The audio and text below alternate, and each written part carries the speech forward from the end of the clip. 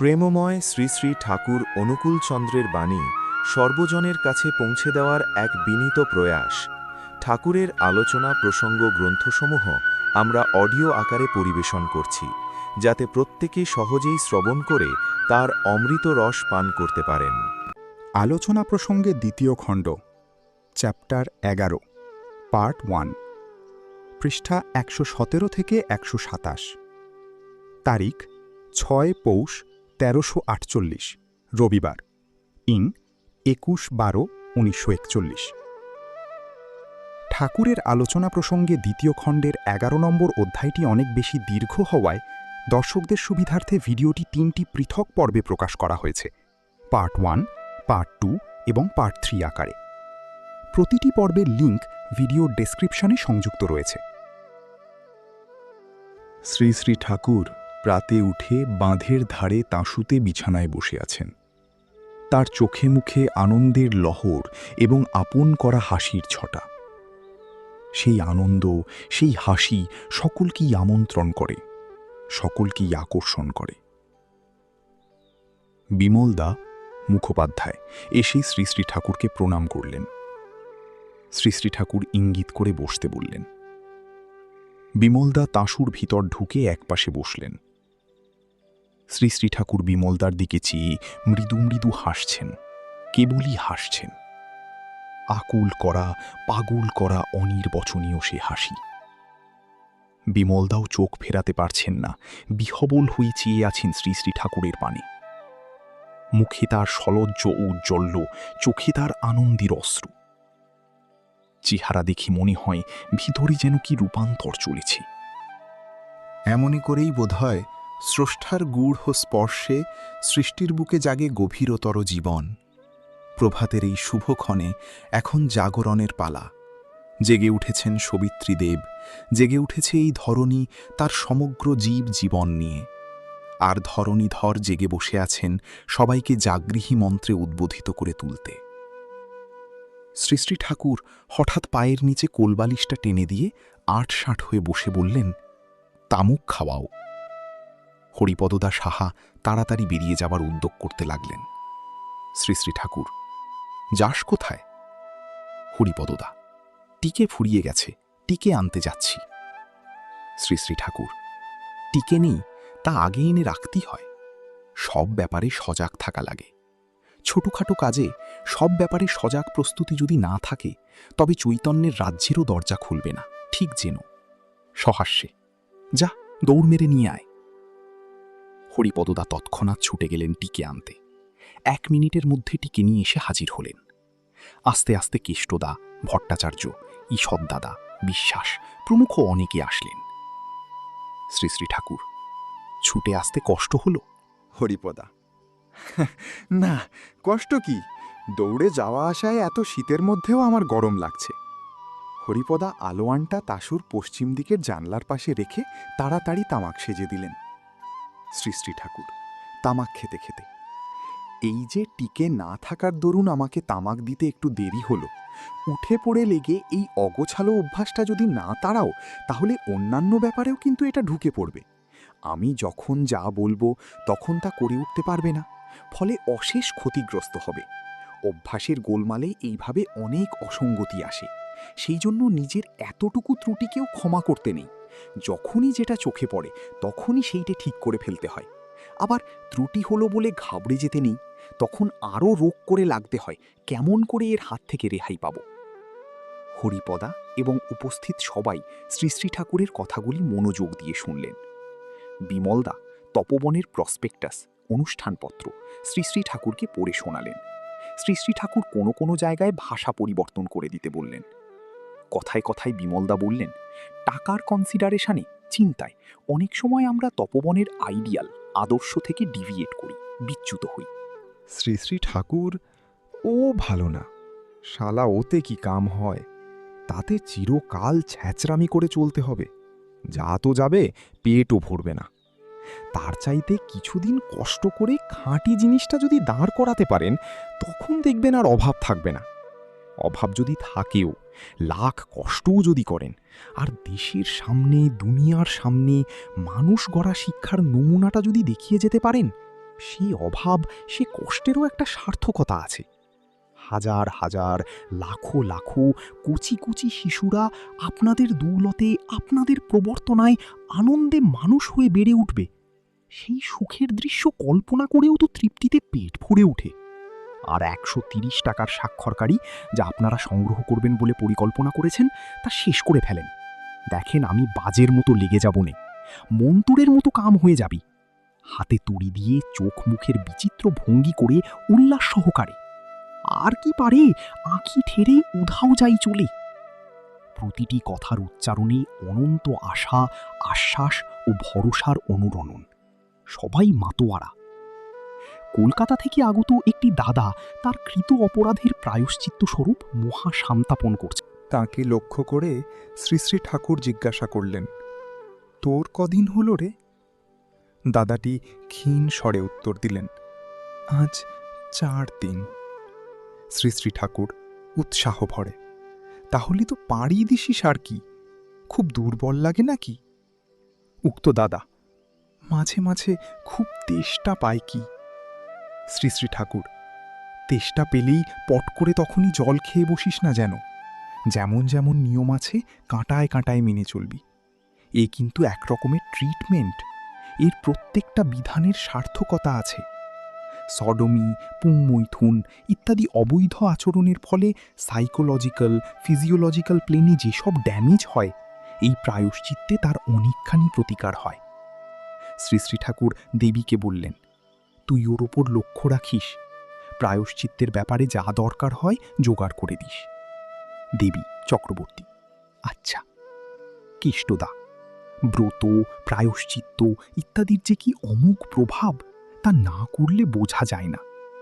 শ্রী শ্রী ঠাকুর, তাহলে ভেবে দেখুন, আমাদের ঋষিরা কি জিনিস দিয়ে গেছেন, কি জিনিস রেখে গেছেন।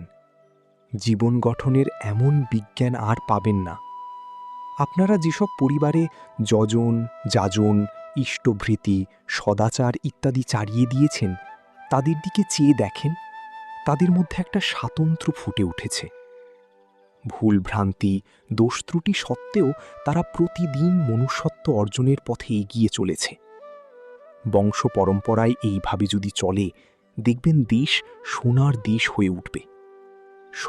স্বল্পমপস্য ধর্মস্য ত্রায়তে মহত ভয়াত। এই সঙ্গে সঙ্গে যদি বর্ণাশ্রম, উপযুক্ত সবর্ণ ও অনুলোম অসবর্ণ বিবাহ, উপনয়ন গ্রহণ এবং দশবিধ সংস্কারের অন্যান্য সংস্কারগুলি যথাযথভাবে চালিয়ে দিতে পারেন, তাহলে দেখতে দেখতে ভোল বদলে যাবে। জানবেন, এ কথা আমার শুধু হিন্দু, মুসলমান বা ভারতীয়ের জন্য নয়, এ কথা পৃথিবীর প্রত্যেকের জন্য। আপনাদের শাস্ত্র সত্তা সম্বর্ধনার অনুশাসনে ভরা। সত্তা সম্বর্ধনা যারাই চায়, তারাই এ থেকে জীবনীয় লওয়াজিমা সংগ্রহ করতে পারে। শ্রী শ্রী ঠাকুর এরপর একবার প্রস্রাব করতে উঠলেন। প্রস্রাব করে ফেরার পথে পূজনীয়া ছোটমার কাছে খোঁজ নিলেন, কাজলা কেমন আছে। ছোটমা বললেন, একটু ঠান্ডা লেগেছে, গলাটা ভার হয়েছে। শ্রী শ্রী ঠাকুর, ওষুধ দিছ? ছোটমা, না। শ্রী শ্রী ঠাকুর, প্যারিকে দেখাও, গোড়া থেকে সাবধান হওয়া ভালো। শ্রী শ্রী ঠাকুর আশুকে বললেন, প্যারিকে ডাকত। প্যারিদা না আসা পর্যন্ত শ্রী শ্রী ঠাকুর ঠাঁই দাঁড়িয়ে রইলেন। আনু ভট্টাচার্য প্যারিদাকে ডেকে আনলেন। শ্রী শ্রী ঠাকুর, কাজলাকে দেখ তো ভালো করে। এই বলেই শ্রী শ্রী ঠাকুর ওখান থেকে তাসতে এসে বললেন। ক্রমেই লোক বাড়তে লাগল। মালদহের এক দাদা আজ বাড়ি ফিরে যাবেন। শ্রী শ্রী ঠাকুরের কাছে বিদায় নিতে এসেছেন। তিনি করুণ কণ্ঠে বললেন, বাবা, আজ বাড়ি যেতে হবে, কিন্তু আপনাকে ছেড়ে, এই আনন্দ ধাম ছেড়ে যেতে মন আমার সরছে না। সংসারে অনেক শোক, তাপ, দাগা পেয়েছি, অকৃত্রিম ভালোবাসা আর কোথাও পাইনি, এক আপনার কাছে ছাড়া। বলতে বলতে ভদ্রলোক কান্নায় ভেঙে পড়লেন। লক্ষ্মী আমার, কাঁদো না, পরম পিতার নাম কর, সুখে থাক, যখন ফাঁক পাও চলে আসো, কাছেই তো, আদরের সুরে বললেন সৃষ্টি ঠাকুর। ভদ্রলোক সৃষ্টি ঠাকুরের দিকে চাইলেন। সৃষ্টি ঠাকুর একটু হাসলেন, বললেন, তোমাদের ওখানে খুব ভালো আম পাওয়া যায়, তাই না? উক্ত দাদা, হ্যাঁ, সৃষ্টি ঠাকুর, আমের সময় কিছু ভালো আম পাঠিও। কিরে ইয়াদালি, ফজলি খাবো নাকি? ইয়াদালি অদূরে দাঁড়িয়ে একজনের সঙ্গে কথা বলছিল। ইয়াদালি সৃষ্টি ঠাকুরের কথা বুঝতে না পেরে প্রশ্নসূচকভাবে বলল, জি।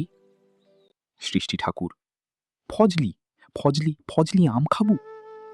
ইয়াদালি এক গাল হেসে সম্মতি জানালো। সৃষ্টি ঠাকুর, এখন না কিন্তু, সময় আসুক, যদি পরমপিতা যোগান। এই ভাইয়ের বাড়িতে ভালো ভালো ফজলি হয়, সময় মতো পাঠাবে বলছে। ইয়াদালি, আচ্ছা। শ্রী শ্রী ঠাকুরের শ্রীমুখের এই আদেশ পেয়ে ভদ্রলোক খুশি হয়ে উঠলেন। চোখমুখের বিষণ্ণ ভাব বদলে গেল। আনন্দদীপ্ত মুখশ্রী নিয়ে আর একবার প্রণাম করে তিনি বিদায় নিলেন। ভদ্রলোক অদৃশ্য না হওয়া পর্যন্ত শ্রী শ্রী ঠাকুর তার দিকে চেয়ে রইলেন। শ্রী শ্রী ঠাকুর, কেউ যখন চলে যায় আমারও মনটা তখন ফাঁকা ফাঁকা লাগে। মানুষ যত আসে, যত কাছে থাকে, ততই আমার ভালো লাগে। যেখানে যত মানুষ আছে সবাই আসে, সকলে মিলে একত্র গুলতানি করতে পারি, আনন্দ করতে পারি, তাহলে বেশ হয়। ঈশ্বর দাদা, ইষ্টভৃতির অঙ্গ হিসেবে ইষ্ট, ইষ্টভ্রাতা ও ভূতগণের জন্য 3টে আলাদা নৈবেদ্য রোজ বাস্তবভাবে নিবেদন করলে আমার মনে হয় ইষ্টভৃতি ঠিক হয়। শ্রী শ্রী ঠাকুর, ভ্রাতৃভোজ্য ও ভূতভোজ্য উৎসর্গ করতে হবে ইষ্টপ্রীতিকে লক্ষ্য করে। সবটা মিলে ইন্টিগ্রেটেড একটা জিনিস। নিজের ভরণের কথা ভাববার আগে আমরা ভাবব আমাদের ইষ্ট, গুরুজন, গুরুভ্রাতা ও ভূতগণের ভরণের কথা, ও বাস্তবভাবে যে জন্য যতটা পারি করব। এর ভিতর দিয়েই আমাদের মগজে ঢোকে যে ইষ্টসেবা ও ইষ্টার্থী পরিবেশের সেবাই আমাদের জীবনে মুখ্য। এই চিন্তাটা যদি আমাদের মাথায় ও আচরণে ঢোকে, তাহলে কিন্তু দারিদ্র্য, অযোগ্যতা ও অলক্ষ্মী আর সেখানে ঠাঁই পায় না। ইষ্টভৃতি তাই ধর্মের অর্থাৎ জীবন বৃদ্ধির একটা কর্নারস্টোন, প্রধান ভিত্তিপ্রস্তর। ইষ্টভৃতি হিসেবে নিত্য ভোজ্য বা নৈবেদ্য উৎসর্গ করাই বিধি, তবে তা রাখা এবং ওই জিনিসই মাসান্তে ইষ্টস্থানে পৌঁছে দেবার বাস্তব অসুবিধা আছে। তাই ভোজ্যের অনুকল্পে পয়সা রাখা চলে। ইষ্ট প্রসঙ্গে শুনতে চ্যানেলটি লাইক, শেয়ার, সাবস্ক্রাইব করে অল নোটিফিকেশনে ক্লিক করে রাখুন। ইষ্টভৃতি করার সময় নিত্য ইষ্টভৃতি, ভূতভোজ্য ও ভ্রাতৃভোজ্য যদি আলাদা আলাদা করে আলাদা 3টে কৌটায় বা ন্যাকড়ায় বেঁধে ইয়ারমার্ক করে রাখো, তাতেও কোনো দোষ নেই। সারা মাসে যে বাবদ যেমন নিবেদিত হলো সেই অনুযায়ী মাসের শেষে দেবে। তবে স্মরণ রাখতে হবে ইষ্টভরণই মুখ্য, ওইটাই গুঁড়ি। ভূতভোজ্য ও ভ্রাতৃভোজ্য ওরই শাখা। শুধু ভূতভোজ্য বা ভ্রাতৃভোজ্যের কোনো দাম নেই যদি একজন ইষ্টভৃতি না করে। ইষ্টভৃতির আনুষঙ্গিক হিসাবেই ভূতভোজ্য ও ভ্রাতৃভোজ্য। অবশ্য ইষ্টভৃতির পূর্ণাঙ্গতার জন্য ভূতভোজ্য ও ভ্রাতৃভোজ্য অবশ্য দেয়। 3টি আলাদা নৈবেদ্য উৎসর্গ করার প্রসঙ্গেই আমি এত কথা বলছি। আলাদা নিবেদন করা যেতে পারে বলে কেউ যেন মনে না করে যে ওইগুলি তুল্য মূল্যের। আলাদা হলেও আলাদা নয়, সবটা মিলে ইষ্টভৃতি পূর্ণ হয়, এই যা কথা। এবং ভ্রাতৃভোজ্য ও ভূতভোজ্য ইষ্টভৃতি ও ইষ্টপ্রীতিকেই লক্ষ্য করে। প্রত্যেক 30 দিনের দিন দক্ষিণা ও সংগঠনী সহ ইষ্টভৃতি দেওয়াই বিধি। আগে ইষ্টভৃতি দিয়ে বা পাঠিয়ে তারপর ভ্রাতৃভোজ্য ও ভূতভোজ্য দানের কথা। আবার কেউ যদি ভ্রাতৃভোজ্য ও ভূতভোজ্য রোজ না রাখে এবং মাসের শেষে নিবেদিত ইষ্টার্ঘ্য পুরোপুরি ইষ্টস্থানে পাঠিয়ে আলাদা করে ওইটে দেয়, তাহলেও চলতে পারে। পরিবেশের সেবার ব্যাপারে আমরা যেন ওই কনসেন্ট্রিক, সুকেন্দ্রিক খাঁজটা অক্ষুণ্ণ রাখি। তাকেই বলে ইষ্টপ্রাণ সেবা। তার মাধ্যমেই মানুষকে সুকেন্দ্রিক করে তোলা যায়, ইষ্ট প্রাণ করে তোলা যায়, তাতেই মানুষ তড়ে যায়। নচেত মানুষের বৃত্তিতে তেল মালিশ করাই সার হয়। তুমি নিজেকে উজাড় করে দিয়েও কারো সত্যিকার কিছু করতে পারো না। তোমাকে সবাই এক্সপ্লয়েট করতে শুরু করে দেয় নিজেদের প্রবৃত্তি পোষণের জন্য। তাতে নিজের ও অন্যের খারাপ ছাড়া ভালো কিছু হয় না। ওতে তারাই যোগ্য হয় না, শক্তিমান হয় না, সুনিয়ন্ত্রিত হয় না। কেষ্টদা, ইষ্টভৃতি ভালো করে পালন যারা করে তারা এই যুদ্ধে বোমাচাপা পড়বে না? শ্রী শ্রী ঠাকুর: না পড়াই সম্ভব। ভালো করে কিছুদিন এসব করলে একটা ইনটিউশন ডেভেলপ করে, তার দরুন আগে থাকতে টের পেয়ে সাবধান হতে পারে। জিমস কি বলেছে তো? শ্রী শ্রী ঠাকুর ইঙ্গিত করতেই কিষ্টদার বাড়ি থেকে প্রফুল্ল উইলিয়াম জেমসের সিলেক্টেড পেপার্স, নির্বাচিত নিবন্ধরাজি বইখানি নিয়ে আসলেন। কেষ্টদা সেই বই থেকে পড়লেন, Keep the faculty of effort alive in you by a little gratuitous exercise every day. That is, be systematically ascetic or heroic in little unnecessary points. Do every day or two something for no other reason than that you would rather not do it, so that when the hour of dire need draws nigh, it may find you not unnerved and untrained to stand the test. Asceticism of this sort is like the insurance which a man pays on his house and goods. The tax does him no good at the time and possibly may never bring him a return. But if the fire does come, his having paid it will be his salvation from ruin. So with the man who has inured himself to habits of concentrated attention, energetic volition, and self-denial in unnecessary things. He will stand like a tower when everything rocks around him, and when his softer fellow mortals are winnowed like chaff in the blast. অর্থাৎ মানুষ যদি স্বতঃস্বেচ্ছা আগ্রহী নিত্য তপস্যা পরায়ণ হয়, শুভার্থে উৎসর্গ পরায়ণ হয়, তবে ওই তপপ্রাণতায় তার মধ্যে এমন শক্তি সঞ্চিত হয় যে তার বলে সে হেলায় বহু বিপদ আপদ ও দুর্দৈবকে অতিক্রম করে যেতে পারে। যাদের অমনতর তপসঞ্জাত শক্তি নেই, তারা অমনতর অবস্থায় পড়ে ধূলিসাৎ হয়ে যায়। এরপর শ্রী শ্রী ঠাকুর 2-3 মিনিটের মধ্যে পরপর কয়েকজনকে কয়েকটি কথা বললেন। বীরেন্দা, এখন কুলেখাড়া পাওয়া যায় না, রোজ যদি জোগাড় করতে পারেন খুব ভালো হয়। আমাদের সবটির লিভার খারাপ, কুলেখাড়া পালি কুলেখাড়ার ঝোল খেয়ে দেখতাম কিছুদিন। বীরেন্দা: চেষ্টা করব, বোধহয় পাওয়া যাবে। বঙ্কিম, আর দুটো ডে লাইট আনিয়ে দিবি? সামনে কনফারেন্স আসছে, তখন আরও আলোর দরকার হবে। দুটো একটা হাতে থাকা ভালো, কোন সময় কোনটা নষ্ট হয়ে যায়। বঙ্কিমদা: আচ্ছা, সে তো কলকাতা ছাড়া সুবিধা হবে না। আরে, মন করলি কাউকে পাঠাইয়েই তো দেওয়া যায়, আজ যাবে কাল নিয়ে চলে আসবে। বঙ্কিমদা: দেখি, তাড়াতাড়ি আনে দাও মনি। ইট কত লাগবে হিসেব করিছ নাকি? বঙ্কিমদা: এখনো হিসেব করিনি। আর ফিলান্থ্রপির বিল্ডিংয়ের জন্য কয়লা পাওয়া গেলে নিজেরাই ইট কাটা যেত। ইট কাটার কি যুগই গেছে, এখন এ তো সামান্য ব্যাপার। আর প্রকাশকে বলে দিও সিমেন্টের পারমিট যাতে পাওয়া যায় তার জন্য চেষ্টা যেন করে। ভগীরথদাকে বললেন, চারিদিকে জর্জারি হচ্ছে, ভালো কুইনাইন কিন্তু জোগাড় রাখিস। ভগীরথদা: আজকাল যে ভালো জিনিস পাওয়াই মুশকিল। তোর আবার আটকায় নাকি? স্নেহল কণ্ঠে বললেন শ্রী শ্রী ঠাকুর। উমাদা এসে দাঁড়াতেই বললেন, তোর মা আজ কেমন? উমাদা: সর্দি আগের থেকে কম, ওষুধ ঠিক মতো দিস। মায়েদের মধ্যে অনেকেই ছিলেন, এইবার নিস্তারিণী মা আসলেন। নিস্তারিণী মা এসে প্রণাম করতেই শ্রী শ্রী ঠাকুর চোখ টিপে ইশারায় কি যেন বললেন। নিস্তারিণী মার মুখে একটা রহস্যজনক হাসির রেখা ফুটে উঠল। ভিতরে ভিতরে কি যেন কৌতুককর মতলব আঁটছেন। এইবার তাতে আরও জোর বাঁধল। হরিপদদা তামাক সেজে দিয়েছেন। তামাক খেতে খেতে শ্রী শ্রী ঠাকুরের কাশি আসলো। কাশতে কাশতে শ্রী শ্রী ঠাকুরের চোখ মুখ লাল হয়ে উঠল। পরে বললেন, তামাকটা বড় কড়া হয়ে গেছে, আর একটু জল দিয়ে ভালো করে ডলে দিস।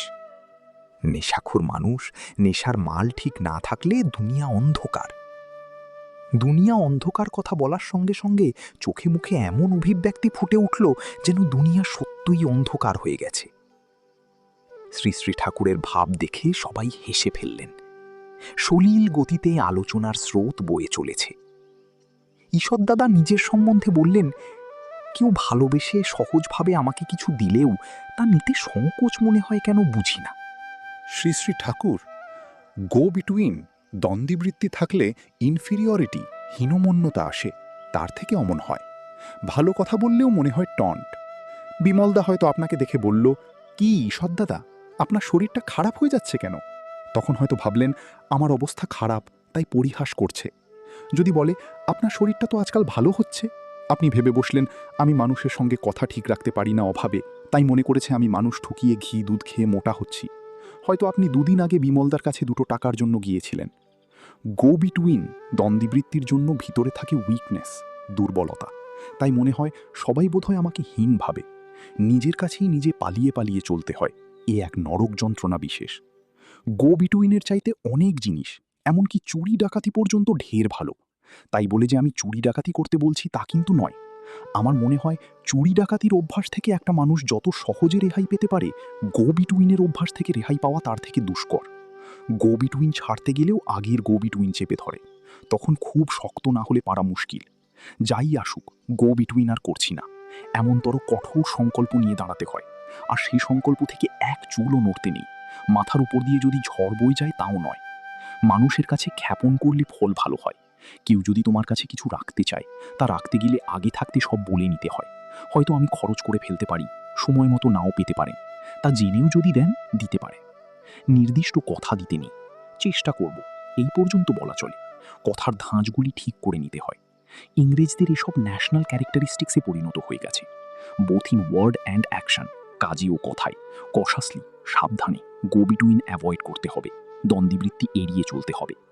যেটা যে উদ্দেশ্যে রাখা হয়েছে সেটা সেই উদ্দেশ্যেই ব্যয় করা উচিত।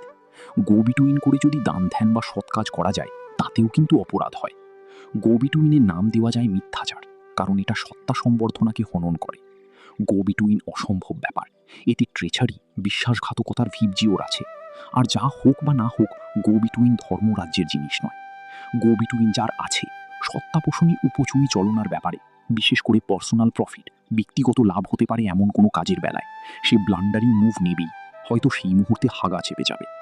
বহু মানুষ এসে বলে, ঠাকুর, আমার এখন সময় খারাপ, গ্রহ বৈগুণ্য। এক সময় ছিল যখন ছাই মুঠো ধরলে সোনা মুঠো হয়ে যেত, যে কাজে হাত দিতাম সহজেই সিদ্ধ হতো। কিন্তু এখন আর কিছুই জমিয়ে তুলতে পারি না, সবই ভেস্তে যায়, সোনা মুঠো ধরলে ছাই হয়ে যায়। এর মধ্যে করা ও চলার অন্যান্য ত্রুটি তো থাকেই, কিন্তু অনেক সময় লক্ষ্য করে দেখবেন মানুষটা হয়তো আগে অনেক গো বিটুইন করেছে এবং এখনও গো বিটুইনের অভ্যাস আছে। জমায়েত গো বিটুইনের ফল যখন মানুষকে চেপে ধরে, তখন পদে পদে সে ব্যর্থ ও ব্যাহত হতে থাকে। সে চিত্র ভাবতেই আমার গা শিউরে উঠছে। শ্রী শ্রী ঠাকুরের চোখে মুখে একটা আর্দ্র আতঙ্কের চিহ্ন ফুটে উঠল। খুব সাবধান। যা হোক, কেউ ভালোবেসে কিছু দিলে নেবেন, বিশেষত আপনি না নিলেই যদি সে ক্ষুণ্ণ হয়। জিনিসের পরে আমাদের লোভ না থাকা ভালো, কিন্তু যে আদান প্রদানের মাধ্যমে প্রীতি ও বান্ধবতা পুষ্ট হয়, তাকে রহিত করা ভালো নয়। শ্রী সদা রায়চৌধুরী এসে প্রণাম করে বসলেন। শ্রী শ্রী ঠাকুর তামাক খেতে খেতেই স্মিত মুখে বললেন, কি সদা, কি খবর? প্ল্যান পরিকল্পনা করিছেন নাকি? শ্রী সদা, হ্যাঁ, করছি। শ্রী শ্রী ঠাকুর উৎসাহ ভরে, তাড়াতাড়ি করে ফেলেন, শালা লাগাই দেবনে কাণ্ড। শ্রী শ্রী ঠাকুরের হাসি খুশি ভাবে দেখে সবাই খুব স্ফূর্তিযুক্ত হয়ে উঠলেন। গো বিটুইন সম্বন্ধে যেভাবে আলোচনা হচ্ছিল, তাতে প্রত্যেকেই স্ব স্ব অপরাধের কথা চিন্তা করে খানিকটা যেন অবসন্ন ও নিস্তেজ হয়ে পড়েছিলেন। আবহাওয়া অত্যন্ত ভারী লাগছিল। হঠাৎ একটা মিষ্টি হালকা হাওয়ার আমেজ ভেসে আসলো শ্রী শ্রী ঠাকুরের কথার ভঙ্গিকে আশ্রয় করে। কেষ্টদা পূর্ব কথার সূত্র ধরে প্রশ্ন করলেন, গো বিটুইনের কোনো প্রায়শ্চিত্ত নেই? গো বিটুইন আর না করা ছাড়া তো প্রায়শ্চিত্ত দেখি না। শ্রী শ্রী ঠাকুর, দেখি না তো, খুঁজে দেখবেন তো পান নাকি? শোনেননি এমন ভূত আছে যা ওঝা মানে না? এও সেই রকম। শর্টকাট সহজ প্রায়শ্চিত্ত আছে বলে মনে হয় না। চিন্তিতভাবে, এই যে কি সর্বনাশী জিনিস, ইহকাল পরকাল ঝরঝরে করে দিয়ে যায়। চরিত্রে একরত্তি বল থাকে না, কনভিকশন, প্রত্যয় বলে জিনিস থাকে না। সে যত ভালো কথাই হোক, মনে হয় ফাঁপা, ফাঁকা আওয়াজ, কোনো বস্তু নেই তাতে। তাই মানুষের অন্তরে গভীরভাবে, স্থায়ীভাবে দাগ কাটতে পারে না। আবার পরিবেশ আমাকে অনেক সময় সূক্ষ্মভাবে গো বিটুইন করিয়ে ছাড়ে। আমি হয়তো ইচ্ছা করলাম তরুর হাতে জল খাবো, ইঙ্গিত করলাম তেমনি, তরুও দিতে প্রস্তুত, তখন হয়তো মাঝখান থেকে আরেকজন এসে জলের ঘুঁটি ধরে বসল। তরুও কিছু বলতে পারে না, পাছে ঝগড়া বাঁধে, এই নিয়ে একটা অনর্থ ঘটে। আর আমার তো কিছু করার উপায়ই নেই। আমি যখন যাকে দিয়ে যেটা চাই, তখন তাকে দিয়ে সেটা না পেলে আমার ভালো লাগে না, রীতিমতো অসুবিধা হয়। কিন্তু মুখ ফুটে কিছু বলতে পারি না, পাছে কেউ মনে ব্যথা পায়। তবে এতে আমার কষ্ট হয়। অনেকে আবার এমনই প্রবৃত্তি ঝোঁকা, ও আমার পছন্দ অপছন্দ, সুবিধা অসুবিধা সম্বন্ধে এতই খেয়াল হারা যে তাদের কিছু বলে দিলেও তা তাদের মাথায় থাকে না। ফলকথা, তারা অন্যের সম্বন্ধে অন্ধ। তারা জানে নিজেদের খেয়াল চরিতার্থ করে সেবা করার দম্ভ নিয়ে চলতে। সে সেবায় আমারও সুখ সুয়াস্তি নেই, তাদেরও সার্থকতা নেই। নইলে যথাযথ দৃষ্টিভঙ্গি নিয়ে সুকেন্দ্রিক হয়ে মানুষ সামান্যতম কাজ পর্যন্তও যদি নিখুঁতভাবে শ্রদ্ধা সহকারে করে, তবে তার ভিতর দিয়ে যে বোধ, জ্ঞান ও নিয়ন্ত্রণ শক্তি লাভ হয়, তাই তাকে ভূমার মন্দিরে পৌঁছে দিতে পারে। সর্বোপরি লাভ করে সে অনাবিল আত্মপ্রসাদ, একজনকে খুশি করে খুশি হবার আনন্দ। অহংকারের সেবা যারা করি, তারা সে সার্থকতার সন্ধান পাবি কেমন করি? তাই বলে সার্থকতার লোভী যদি কেউ সেবা করি, তার সেবা কিন্তু সার্থক হয় না। ভালোবেসে যে করি, সেই সার্থক হয়। শীতের মধ্যে একভাবে অনেকক্ষণ বসে থাকার দরুন শ্রী শ্রী ঠাকুরের ডান পাটা ধরে গেছি। তাই পা বাড়িয়ে দিয়ে প্যারিদাকে বললেন, একটু টেনে দিত। নিচের ডেসক্রিপশনে ঠাকুরের প্রতিটি গ্রন্থের ছোট ছোট অডিও ভিডিও ধারাবাহিকভাবে সংযোজিত হয়েছে ও নিয়মিত প্রকাশিত হচ্ছে। ভিডিওগুলিতে ক্লিক করে ঠাকুরের অমৃত রস শ্রবণ করতে পারেন। তাই চ্যানেলটি সাবস্ক্রাইব করুন, বেল আইকনে ক্লিক করে অল নোটিফিকেশন অন করুন, শেয়ার করে অন্য সকলকেও ঠাকুরের অমৃতবাণী শ্রবণের সুযোগ দিন। জয় গুরু।